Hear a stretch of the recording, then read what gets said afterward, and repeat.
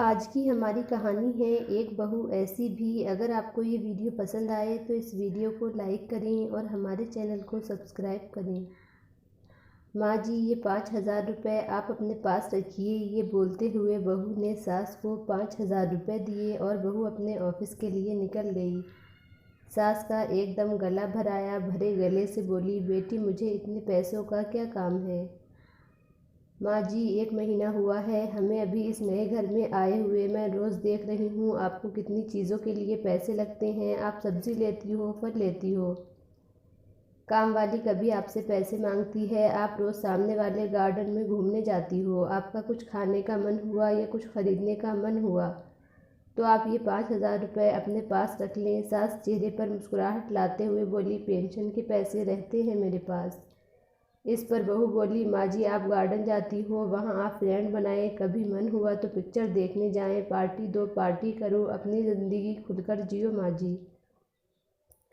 उन्होंने बताया कि आपने बहुत मुश्किलें उठाते हुए इस घर को संभाला है। बड़े भैया अपने घर में खुश हैं, दीदी अपने ससुराल में खुश हैं, हम भी खुश हैं।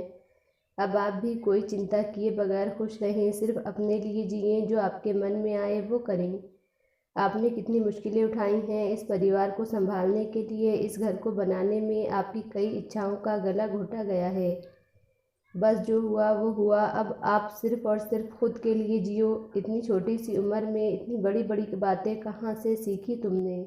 माँ जी, जब मैं 12 साल की थी तब एक दिन मेरी दादी बुआ के घर जा रही थी। मेरी माँ ने दादी को 500 रुपये उनके हाथ पर रखे और कहा, वहाँ बच्चों को बाहर ले जाना, नानी की तरफ से कुछ खाने पीने पर खर्च करना, खिलौने लेकर देना। दादी मम्मी के गले लगकर रोने लगी और माँ से बोली, इतने पैसे मैंने आज तक कभी भी दिल खोलकर खर्च नहीं किए। तब से मम्मी और दादी का व्यवहार आपस में अच्छी सहेलियों जैसा था।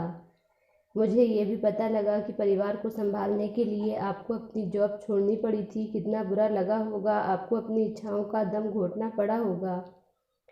इसके बाद हर छोटी बड़ी बात के लिए आपको पति के सामने हाथ फैलाना पड़ा होगा। तब पति भी उपकार किए जैसे पैसे दिया करते होंगे। माँ जी, आज से आप अपने पेंशन के पैसे खर्च ना करें। पेंशन के पैसे अपने पास रहने दीजिएगा। अगर मुझे कभी ज़रूरत लगी तो मैं आपसे ही मांगूंगी। बस बेटी बस, सब कुछ क्या आज ही बोल दोगी? क्या तुझे ऑफिस के लिए देर नहीं हो रही? जल्दी जा, मुझे बोलने दो माँ, ये भी मैं अपनी खुशी के लिए कर रही हूँ। मेरी माँ हमेशा कहती है कि 24 घंटे घर में काम करने वाली औरत को कोई समझता ही नहीं। लेकिन तुम अपनी सास की मेहनत को ध्यान में रखना। प्यार बोओगी तो प्यार ही उगेगा। सास ने भीगी आंखों से बहू को गले लगाया और आंखों से ओझल न हो तब तक दरवाजे में खड़ी रही। बहू के आने पर इस घर की 4 दीवारी में बंद होकर रह जाऊंगी, ऐसे सोचा था। पर बेटी, तूने तो दरवाज़ा खोलकर मुझे बाहर का आसमान दिखा दिया।